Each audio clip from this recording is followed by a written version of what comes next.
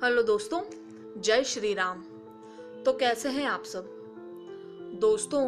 रामायण की लगभग सभी कथाओं से हम सब परिचित हैं, लेकिन इस महाकाव्य में कई ऐसे राज छिपे हुए हैं जिनके बारे में कोई नहीं जानता।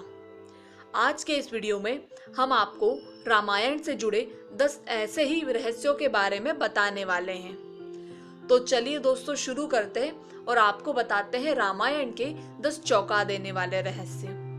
पहला, भगवान राम के जन्म से कई साल पहले ही रामायण लिखी जा चुकी थी। रामायण महाकाव्य की रचना महर्षि वाल्मीकि ने की। इस काव्य में 24,000 श्लोक है, 500 उपखंड और उत्तर सहित 7 कांड है। दूसरा, वाल्मीकि रामायण के अनुसार भगवान श्री राम का जन्म चैत्र मास के शुक्ल पक्ष की नवमी तिथि को पुनरावास नक्षत्र में कर्क लग्न में हुआ था। उस समय सूर्य, मंगल, शनि, गुरु और शुक्र ग्रह अपने अपने उच्च स्थान में विद्यमान थे और लग्न में चंद्रमा के साथ गुरु भी विद्यमान थे। यह ग्रहों की सबसे उत्तम दशा है। इस घड़ी में जन्मा बालक अलौकिक होता है। तीसरा, जिस समय भगवान श्री राम वनवास गए उस समय उनकी आयु लगभग 27 वर्ष थी और देवी सीता की आयु मात्र 18 वर्ष। इस बात का उल्लेख स्वयं वाल्मीकि रामायण में पाया जाता है। राजा दशरथ श्री राम को वनवास नहीं भेजना चाहते थे, लेकिन वे वचनबद्ध थे।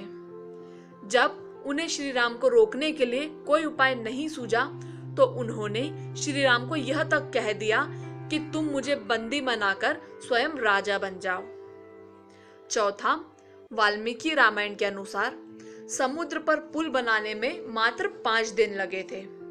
पहले दिन में वानरों ने 14 योजन, दूसरे दिन 20 योजन, तीसरे दिन 21 योजन, चौथे दिन 22 योजन और 5वें दिन 23 योजन पुल बनाया था। इस प्रकार कुल 100 योजन का पुल समुद्र पर बांधा गया। यह पुल 10 योजन चौड़ा था।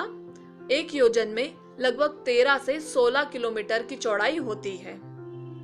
पांचवा, सभी जानते हैं कि लक्ष्मण द्वारा शूर्पणखा के नाक काटे जाने से क्रोधित होकर ही रावण ने माता सीता का हरण किया था, लेकिन स्वयं शूर्पणखा ने ही रावण के सर्वनाश होने का श्राप दिया था, क्योंकि रावण ने अपनी ही बहन शूर्पणखा के पति विद्युज्जिह्वा का वध कर दिया था। तब शूर्पणखा ने मन ही मन रावण को श्राप दिया था कि मेरे ही कारण तेरा सर्वनाश होगा। छठा, कहते हैं कि जब हनुमान जी ने लंका में आग लगाई तब वे एक सिरे से दूसरे सिरे की ओर जा रहे थे। तब उनकी नजर शनि देव पर पड़ गई।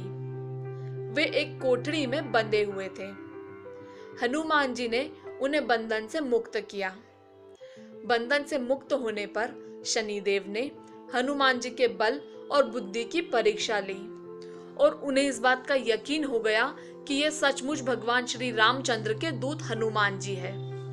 तब उन्होंने हनुमान जी को यह वचन दिया कि इस पृथ्वी पर जो भी आपका भक्त होगा मैं उसे सभी कष्टों से दूर रखूंगा और उस व्यक्ति को कभी कोई कष्ट नहीं दूंगा। इसी कारण से हनुमान मंदिर में शनिवार को पूजा की जाती है और हनुमान चालीसा भी पढ़ी जाती है। सातवां, जब खर और दूषण मारे गए तब एक दिन भगवान श्री रामचंद्र ने देवी सीता जी से कहा कि प्रिय, अब मैं अपनी लीला शुरू करने वाला हूँ। खर दूषण मारे गए। शूर्पणखा जब ये समाचार लेकर लंका जाएगी तो रावण आमने सामने की लड़ाई नहीं करेगा, बल्कि कोई न कोई चाल चलेगा। अब मुझे इन दुष्टों को खत्म करना ही होगा। जब तक मैं सभी राक्षसों को इस पृथ्वी से ना मिटा दूं, तब तक तुम अग्नि में सुरक्षित रहना। भगवान श्री राम ने ऐसा कहते हुए अग्नि प्रज्वलित की और माता सीता ने श्री राम की आज्ञा से अग्नि में प्रवेश कर दिया। माता सीता जी के स्थान पर ब्रह्मा जी ने सीता जी के प्रतिबिंब को सीता जी की जगह पर बैठा दिया। आठवां, रावण जिस माता सीता का हरण करके लेके गया वह माता सीता का केवल प्रतिबिंब था और लौटने पर राम जी यह पुष्टि करना चाहते थे कि कहीं रावण ने उस प्रतिबिंब को बदल तो नहीं दिया, इसलिए उन्होंने माता सीता से पुनः अग्नि में प्रवेश करने के लिए आग्रह किया। जब माता सीता अग्नि के घेरे में प्रवेश करी तो उन्होंने अपने प्रतिबिंब को पाकर अपनी ध्यान मुद्रा से बाहर निकली और बाहर निकलकर प्रभु श्री राम से मिल गई। नवा, आधुनिक काल में हम जैसे वानर देखते हैं, भगवान हनुमान वैसे बिल्कुल नहीं थे। कहा जाता है कि पहले के समय में कपि नामक एक वानरों की जाति हुआ करती थी। हनुमान जी उसी जाति के ब्राह्मण थे। एक शोधकर्ता ने बताया कि भारतवर्ष में आज से लगभग 9-10 साल पहले वानरों की ऐसी जाति विद्यमान थी, जो आज से लगभग 15,000 साल पहले विलुप्त होने लगी। इस वानर जाति का नाम कपि था। इस वानर जाति के लोगों का शरीर और मुख तो मानव के समान होता था, लेकिन उनमें बंदर के समान पूंछ हुआ करती थी। भारत में दुर्भाग्यवश कपि प्रजाति समाप्त हो गई, लेकिन कहा जाता है कि इंडोनेशिया के बाली नामक द्वीप में आज भी कुछ पूंछधारी जंगली मनुष्यों का अस्तित्व देखा जा सकता है। 10वां, विश्व में रामायण का वाचन करने वाले पहले वाचक और कोई नहीं बल्कि भगवान श्री राम के पुत्र लव और कुश थे। उन्होंने राम कथा स्वयं अपने पिता श्री राम के आगे कही थी। पहली राम कथा पूरी करने के बाद लव और कुश ने यह भी कहा था कि हे पितु, भाग्य हमारे जागे, राम कथा कही राम के आगे। तो दोस्तों, ये थे रामायण के 10 ऐसे रहस्य जो बहुत ही कम लोग जानते हैं।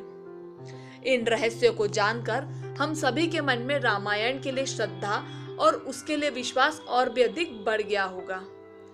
तो दोस्तों, हम उम्मीद करते हैं कि रामायण से जुड़े ये रोचक तथ्य आपको पसंद आए होंगे। धर्म और ग्रंथों की ऐसी ही जानकारियां पाते रहने के लिए हमारे साथ जुड़े रहें।